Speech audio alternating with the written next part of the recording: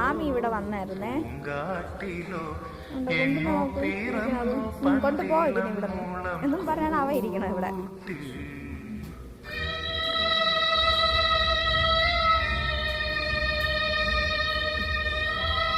എടാ കൊണ്ടുപോണടാ അവരെ. ആമി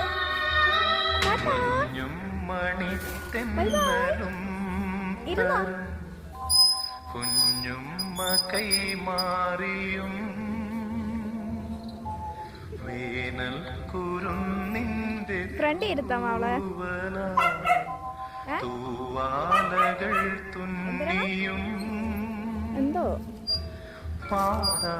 ഞാൻ വിടണേന്ന് വെച്ചാ അത് ഒന്നീ ആമിയെ കെട്ടിയിടണം. ആമിയെ കെട്ടിയിടാതെ ഇരുന്ന അവള് മതിൽ ചാടിപ്പോവും. പിന്നെ അധികം നേരമൊന്നും ഇരുട്ടിയില്ല. അല്ലെങ്കിൽ 10:30-ക്ക് ശേഷമാണെങ്കിൽ പേടിക്കില്ലായിരുന്നു.